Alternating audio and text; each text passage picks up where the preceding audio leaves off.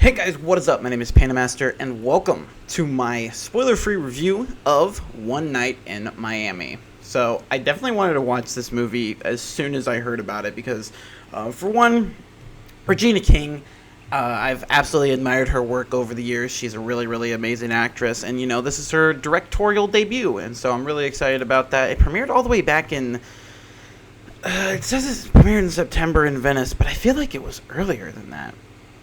No, I guess it wasn't. But yeah, back in September, it was screened, and everybody went nuts for it and said it was amazing. It was a really great film. If you don't know what this is a film about it's kind of based off of a true story, but there's a lot of creative liberties going on. It is about a fictionalized meeting of Malcolm X, Muhammad Ali, Jim Brown, and Sam Cooke in a room at the Hampton House in February of 1964. And so it is celebrating Ali's surprise title win over Sonny Liston. But basically what it does is it just features a bunch of conversations between the four of them about their rights in the about their roles in the civil rights movement.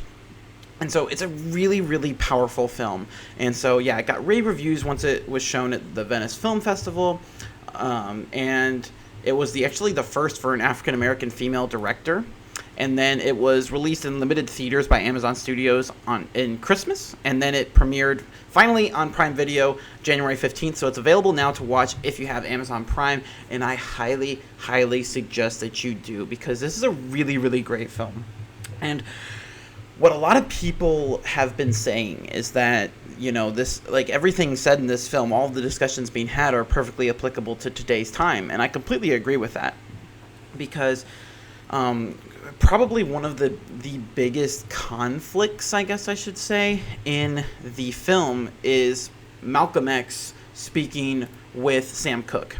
Because if you know who those people are, Malcolm X was the speaker for the Nation of Islam, and who was very much against white people. He called them devils. He said that, it was time for the brothers to rise up, and that he was very much, against just white people in general for all of the systemic racism that has happened to African Americans in the United States and, all over the world.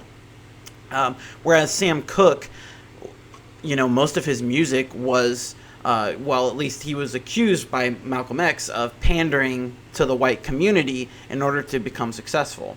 And so this conflict between the two of them is Malcolm X basically saying that he was just, he was not using, Malcolm accuses Sam Cooke of not using his gifts for the good of the black community. Sam Cooke is saying, he has his own points. And again, I'm going to keep this spoiler free, but just the conversations between the two of them, which are based off of real life conversations. However, we don't know exactly those conversations. This is 1964. Sam Cooke died this year, it wasn't too much later that he passed away. And I believe, it was the year after that Malcolm X was assassinated. And so, it's difficult because of so much of this stuff is behind closed doors. We don't know that sort of thing. The only person in this film that is still alive is Jim Brown, and so because of that, it's difficult. And again, Regina King and the Kemp Powers, which is the screenplay writer based on the stage play of the same name, there's a lot of creative liberties being taken, of course, but these conversations had to have happened, because they make sense, because these are conversations that are happening today due to the Black Lives Matter movement and all of the different things that have happened in 2020 and, all the years before that, because this is not something that has gone away. I would say the only thing that has changed is that people are more vocal about it. And that is honestly the only reason that things have changed. We have social media. We have cameras in our pockets. We have ways of documenting these things and proving it so white people can't get away with their racist BS anymore. And so that's the only reason we're seeing change, is because white people can't find any more way to hide it or deny it. Because it's being slapped in their face, it's being shown to them, and there's nothing they can do about it. And so I'd like to think that change is coming, right? Um, pun unintended from the Sam Cooke song, but it's there's so much evil in the world and so much racism in the world, especially with just the whites against the blacks and this and that, and it's absolutely awful to see, especially with the systemic racism. And the Jim Brown makes a really excellent point in the film. He makes a quote. Very light spoilers, I will say this, but he makes a quote that the best way to win, I'm definitely paraphrasing because I don't remember the exact quote, but the best way to win is economic freedom, right? And in that to stop getting paychecks from the white man, that is how you truly succeed, right?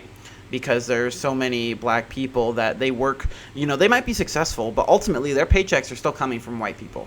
They are still lesser, right? And so there's just so many powerful conversations, and I think the aspect of this film that is done so well is that nobody is really wrong. Malcolm is correct. Cassius Clay, which is Muhammad Ali's birth name, he's not wrong. Jim Brown is not wrong. Sam Cooke is not wrong. They are all taking vastly different approaches to, I guess, fame. Like, I'm trying to find the right word to describe it, of taking advantage of their spotlight and attempting to empower and inspire the black community. They're all taking vastly different approaches, but none of them are necessarily wrong. And it's really interesting to see all of them kind of defend themselves and say, like, I'm doing this because of this, and really saying, like, well, think about this. Think about, what am I doing right? What am I doing wrong? Like, is there something I'm doing wrong? Is there something you could be doing better? And just really pushing back on each other, all of them. And they're all friends. They're all good friends. But, obviously in times like this where their lives are threatened because of the color of their skin, obviously things are tense. There are tensions because, especially someone like Malcolm X, who really is putting his life on the line, and as we show, he did put his life down for this cause. Obviously it's going to be tense because, I am risking my life for the black community. It's almost like it's not, I'm trying to find the right word. It's understandable that he might be upset if he sees other members of the community not using their voices prominently, because it's like, I'm out here risking my life and you are pandering to the white community. Again, like I'm referencing Malcolm and Sam Cooke's sort of adverse relationship to each other and their conversations with that. And it's just a lot of depth to this film. I think it's done really, really well. I think it's an amazing film. I cannot recommend it enough. If you have Amazon Prime, if you can get access to Amazon Prime to watch this film, I think it's really important because even though it's set in the 60s, again, everything in this film is easily applicable to modern day, especially right now with the Black Lives Matter movement, with so much being put in the spotlight of how white people treat black people and how black people are supposed to respond to that, and how everything black people do is basically put under a microscope, whereas white people are free to do whatever they want. They have this defense. Everything that someone of a darker skin color does is put into scrutiny, right? And so it's nuts. It's crazy. It's crazy how 50 years ago this conversation takes place in some capacity. And here we are, half a century later, and nothing has really changed. And I think it's important to look at that and see that as, our reality, and hope that, films like this, because there's been a lot of films, like 2020 was an amazing year for films like The Five Bloods, The Trial of the Chicago 7. There's another one that all of the Small Axe films. It's just done so much for, exposing the justice system for what it is, exposing the systemic racism, and just showing that these things happened. These things exist. These are the thoughts that run through African Americans' minds and have for centuries, and it's not changing. And if it is changing, it's not changing fast enough, because there is still a difference in people's complete way of life based on the color of their skin in 2021. And that shouldn't happen, you know? Just because I don't go out in the sun more, I mean, I know it's different than that, but, you know, just because I have lighter skin than one of my friends, I live a completely different life, and I have completely different worries and fears and things like that, because there are some things I don't need to worry about that they do. And it's disgusting. It is. And I hope that these films like One Night in Miami and the Small Axe films and The Five Bloods and Black Klansman and all of the films that have come out over the past few years especially, and, you know, even before that, because these films aren't new. I just think we're getting more and more of them, which I'm very thankful for. You know, I hope more and more people see this. I hope more and more white people see this, because black people, they know this, you know? They know this. They were raised in this, you know? This is not a film, you know, in a sense it is a film for black people, because I'm sure, you know, black people, you know, to remind them and say, hey, you know, this is our history. But this is just as much a film for white people, because this is like, look what you've done. Look at the world that we live in. See us. Feel our pain, right? And so that's just what I think. But go see One Night in Miami. Go watch it. I think it's an important film. Congrats to Regina King. I think it is an amazing film. It deserves to be seen and heard, and this does not deserve to exist in a COVID environment. This deserves to be shown in theaters across the country. It deserves, you know, as much recognition as humanly possible, as well as a bunch of other films that have, you know, premiered in this pandemic. But that's why I implore you guys to watch this, because it is important, and I hope you guys do. And if you have seen it, let me know down in the comments below what you think. I'd love to have a discussion. I always love having discussions like this, because I think it's important to, because of, you know, keeping ourselves in check, especially like myself as a white, straight, cis, white man, right? I know I said white twice, but, you know, I try to inform myself, because I have the most privilege out there. You know, it's not something I necessarily want, but I have it, right? You know, I have been, I mean, I've had this discussion literally this week with my friends, one of whom is African American. I've been pulled over in my life 5 times, and I've never gotten so much as a ticket. And I heavily believe that's because I'm a white man, right?